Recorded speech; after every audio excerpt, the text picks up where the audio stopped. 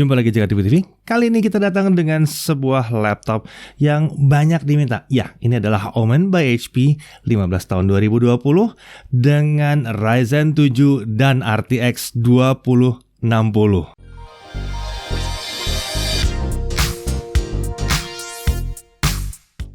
Ya, laptop Omen by HP 15 2020 atau tepatnya Omen by HP 15-EN0013AX. Panjangnya namanya ya. Ya udahlah, Omen by HP aja. Ya, yang satu ini banyak banget yang nanyain kenapa? Karena pertama dia menggunakan AMD Ryzen 7 4800H. Ya, salah satu Ryzen terkencang untuk gaming, tapi harganya masih bisa oke ya, nggak terlalu mahal. Sementara itu dia dipadu dengan sebuah RTX 2060. Nanti harganya akan melambung nggak ya? Nggak sih, masih di 20 juta gitu ya. Oke, kita mulai aja. Kita mulai bahas dari awal aja. Spesifikasi dasarnya Ryzen 7 4800H, Renoir 7 nanometer, TDP 45 watt, 8 core, 16 thread, 8 core, 16 thread. Nanti kita lihat suhunya seperti apa ya. Dengan RAM 16GB DDR4 3200 MHz dual channel. Ya, datang langsung dual channel 16GB. Ada 2 slot di sini untuk SODIMM-nya, jadi bisa di-upgrade ya kalau mau. Kemudian untuk SSD 512GB SSD PCIe NVMe dan masih ada 1 slot M.2 lagi kalau kalian mau upgrade.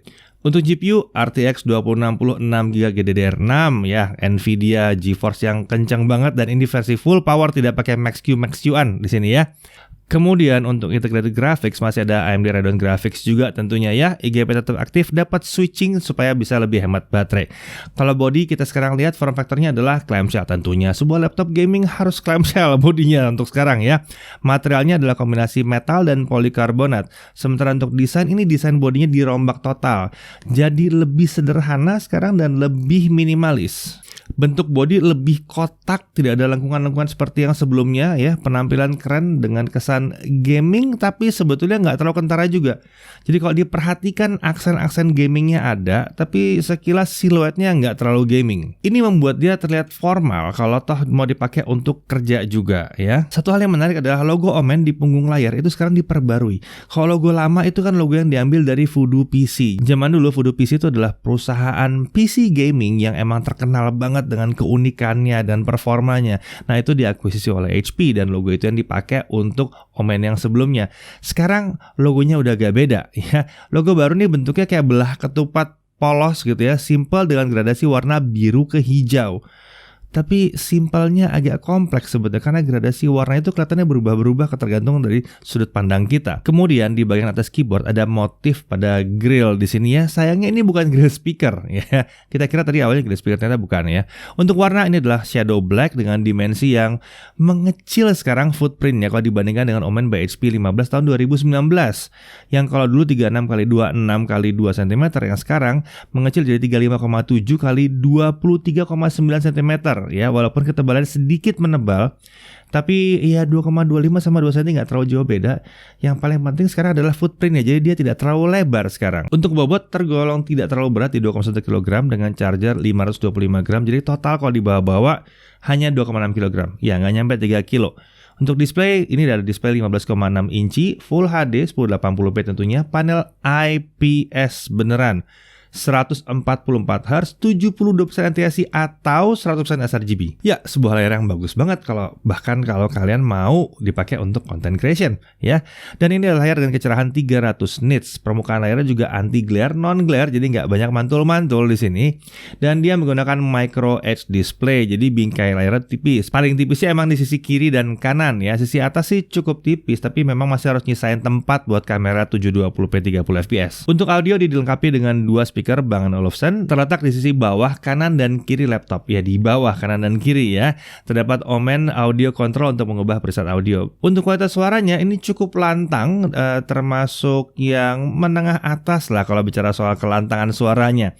Mungkin bukan yang paling menggelegar karena kita tidak mendengarkan dentuman bass di sini, tapi yang jelas sudah cukup keras. Oke, kita masuk ke konektornya. Di kiri kita lihat ada satu DC in, satu Ethernet, satu USB 3.1 Gen 1 yang ini mendukung fitur HP Sleep and Charge, satu HDMI 2.0A, satu audio jack combo 3,5 mm dan satu SD card reader. Sisi kanan ada satu USB 3.1 Gen 1 Type-C, ini support display output dengan display port ya. Dia support juga fitur HP Sleep and Charge. Kemudian ada satu mini display port dan dua USB 3.1 Gen 1. Untuk aktivitas wirelessnya dia menggunakan Realtek ya. Ini Wi-Fi AC mendukung multi-user MIMO dan tentunya tersedia Bluetooth juga. Untuk keyboard, desain dan layoutnya mirip seperti Omen generasi sebelumnya, tapi sekarang tombol numpad-nya kini dihilangkan, ya lucu ya. Jadi sebelah kanan itu ada tambahan tombol, tapi numpad-nya hilang di situ. Diganti dengan tombol anak panah dengan ukuran yang besar. Jadi seperti keyboard TKL ya. TKL yang tanpa numpad sebelah kanan gitu ya, tapi masih ukuran lebar sedikit ya. Disediakan pula tombol navigasi page up and down di atas tombol anak panah, lalu tersedia pula tombol untuk memanggil software Omen Command Center dan kalkulator. Tombol power ini menyatu di layout keyboard, terletak di sebelah kiri tombol delete sehingga meminimalisir risiko tertekan secara tidak sengaja. Walaupun kalian akan komplain mungkin kenapa tombol power ada di dalam tombol-tombol keyboard, tapi yang jelas karena posisinya itu tidak di posisi delete atau backspace, dia sebelah kirinya lagi, harusnya sih nggak gampang kepencet. Selain itu ada tombol lampu kecil juga di tombol power ini supaya nandain ya, kalian jangan pencet yang tombol yang ada lampu kecilnya gitu ya. Tombol ini pun terasa lebih berat dibandingkan tombol keyboard yang lain. Oke, untuk tombol keyboard ini menggunakan 26 key rollover, anti ghosting key, dan 4 zona RGB backlit. Warnanya dapat diatur melalui software Omen Command Center. Untuk tingkat kecerahannya emang cuma ada satu, on atau off doang ya.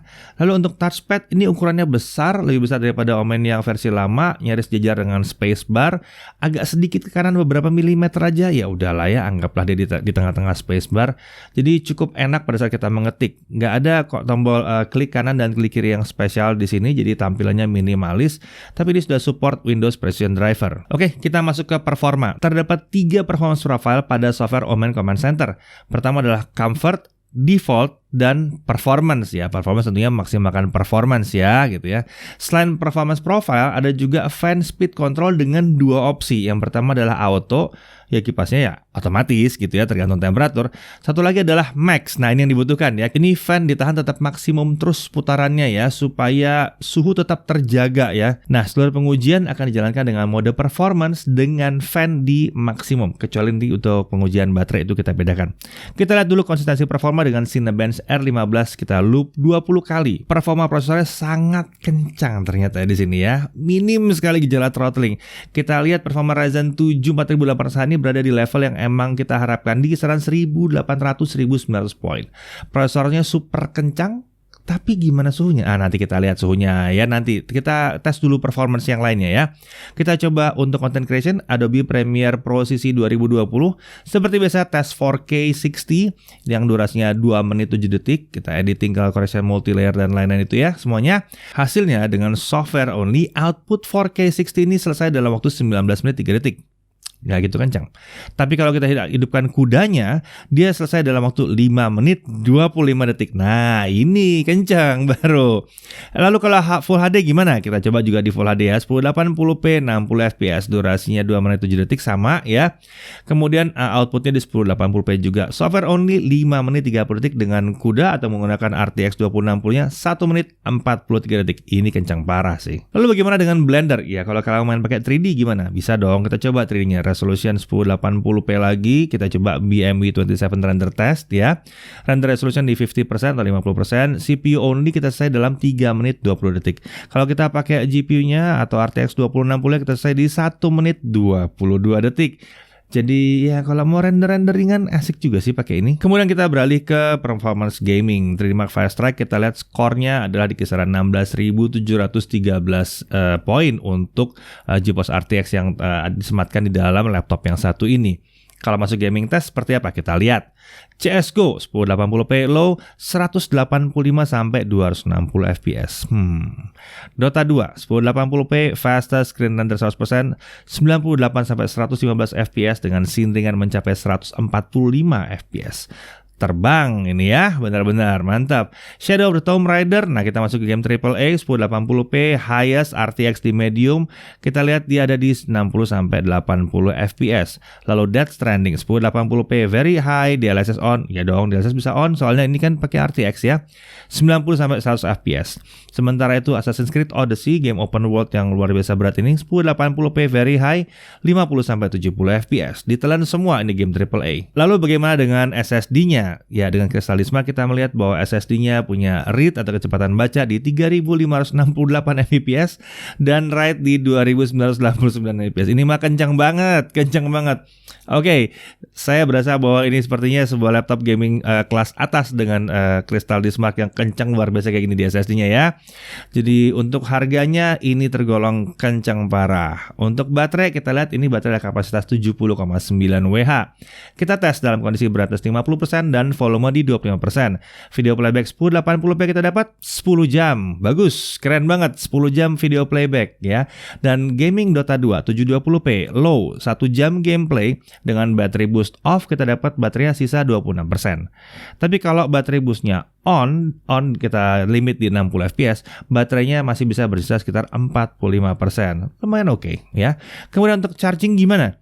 Charger 200 watt ini bisa mengisi full itu butuh hanya waktu 120 menit atau tepat 2 jam. Ini bagus. Jadi biasanya kan pengisian baterai untuk laptop itu targetnya adalah sekitar 2 jam sampai 2 jam 30 menit. Ini sampai di 2 jam. Jadi sudah nyaris bisa dianggap sebagai pengisian yang cepat. Lalu bagaimana dengan sistem pendinginnya? Iya, tentunya ini yang ditunggu-tunggu ya. Banyak yang nanyain sistem pendinginnya gimana. Ini pakai Omen Tempest Cooling. 2 fan, 5 heat pipe, intake dari bawah, exhaust ke belakang dan ke samping kanan ya. Kita lihat dulu temperatur kerja CPU dan GPU-nya. CPU dulu aja kita pakai Cinebench R15 lagi. Suhu maksimumnya ada di 79,5 derajat Celcius. Tidak tinggi sama sekali. Ya, selama run berjalan itu suhu naik turun sekitar 75 sampai 80 derajat Celcius. Jadi sangat aman. Lalu GPU-nya gimana? Kita stress test pakai Firestrike 20 kali loop, kita lihat dia berjalan di 55 sampai 58 derajat Celcius. Lagi-lagi dingin banget ya. Tapi kayaknya belum pas kalau nggak kita hajar dua-duanya sekaligus bareng. Pakai Assassin's Creed Odyssey kita jalankan 30 menit. Sisi CPU-nya saat awal jalan sempat mencapai 85 derajat maksimum ya Celcius ya tentunya. Setelah jalan dia konstan kisaran sekitar 71 sampai 73 derajat Celcius. Sementara GPU-nya konsisten di kisaran 66 derajat Celcius. Jadi sistem pendingin ini punya performa yang sangat memuaskan, membuat suhu kerja Ryzen 7 4800 hanya tergolong baik dan dari tingkat yang aman banget ya. Suhu GPU pun tergolong rendah. Lalu bagaimana dengan temperatur permukaannya ya? Temperatur dalam bisa dibuang keluar, kena ke permukaan nggak? Nah, kita lihat Assassin's Creed Odyssey selama 30 menit kita tes pakai Flare 1, thermal imaging di area palm kita lihat di bawah 35 derajat Celcius, area ASDW juga di bawah 35 derajat Celcius, area terpanas itu ada di tengah keyboard, huruf J dan sekitarnya, masih di kisaran 40 sampai 45 derajat Celcius. Kita belum ketemu suhu 50 derajat Celcius ya di sini ya. Tetap nyaman main game karena yang penting kan ASDW-nya, dan tempat yang lain juga suhunya ada di bawah 35 derajat Celcius. Jadi aman juga permukaannya. Oke, untuk harga dan pakai penjualan harganya adalah 20.999.000. Hits, jangan dikira ini mahal dulu karena ini sudah termasuk sebuah Omen Backpack, sebuah Omen Gaming Mouse 600, Microsoft Office Home and Student 2019 senilai sekitar 1,8 juta rupiah. Lalu ada garansi 2 tahun. Iya, 2 tahun, bukan 1 tahun. 2 tahun dari HP Indonesia dilengkapi dengan Accidental Damage Protection. Ini mengcover kerusakan yang tidak sengaja seperti korslet, ketumpahan air, unitnya terjatuh. Namun hati-hati, walaupun ini mengcover kelalaian pengguna, tapi ada beberapa tipe kerusakan yang tidak di-cover oleh ADP ini seperti korosi, terkena cairan berbahaya, bencana alam, kecelakaan, dicuri atau hilang. Iyalah, kalau hilang dicuri itu kalian yang salah ya. Jangan terus digaransiin ya, nggak mungkin digaransiin juga. Itu aneh. Oke, kemudian garansi ini bisa mencakup 2 kali spare part replacement, 1 kali klaim per tahun. Total biaya spare part replacementnya dan servisnya tidak melebihi harga unit. Itu ya syaratnya ya. Untuk klaim ADP ini cukup bawa unit laptop yang rusak ke service center dengan menyatakan KTP dan invoice pembelian. Jadi kesimpulannya, oke, kita mungkin kehilangan numpad. Tapi banyak juga yang tidak merasa butuh numpad di sini ya. Ruangan di sebelah kanan ini membuat semuanya jadi lebih lega aja rasanya pas ngetik, dan membuat juga kalian pas ngetik tidak terlalu off center. Kalau ada numpad tuh kan agak ke kiri kalau emang dipakai buat ngetik. Itu membuat dia jadi lebih hybrid, lebih cocok buat ngetik dan bisa buat gaming juga jadinya. Dari sisi lainnya kita bisa lihat bahwa ini laptop gaming yang siap pakai banget. Beli, performa langsung kencang, langsung maksimal. Konfigurasi RAM-nya udah mantap, dual channel, SSD udah cukup besar, penampilannya juga nggak terlalu terasa gaming, cocok untuk digunakan dibawa ke kantor gitu ya. Layar 100% sRGB, wah cocok mau editing foto, video, ini masih cocok ini ya. Konektornya lengkap. Keyboard dengan fitur gaming juga di sini. Terdapat software pengaturan performance dengan Omen Command Center. Bahkan ada pengaturan kipas max di situ juga ya. Performa prosesor juga sangat kencang dan stabil, hampir nggak terasa ada gejala throttling di situ. Siap untuk gaming e-sport, terbanglah kalau gaming e-sport ya. Lalu untuk gaming AAA, RTX-nya juga sudah hidup, DLSS on udah bisa gitu ya. SSD juga kencang parah. Performa baterai tergolong bagus untuk sebuah laptop gaming, dan paling penting temperatur kerjanya tergolong rendah. Jadi mau main game lama-lama nggak usah khawatir dia kepanasan. Ya, jadi laptop Omen yang satu ini walaupun dikasih prosesor 8 core yang sadis banget performancenya dan RTX 2060, tidak ada masalah sama suhu sama sekali. Kencang terus saja ya. Jadi kalian mau main game berlama-lama atau bahkan ngedit video yang panjang, nggak ada masalah. Saya Rifan, Jagat Review TV.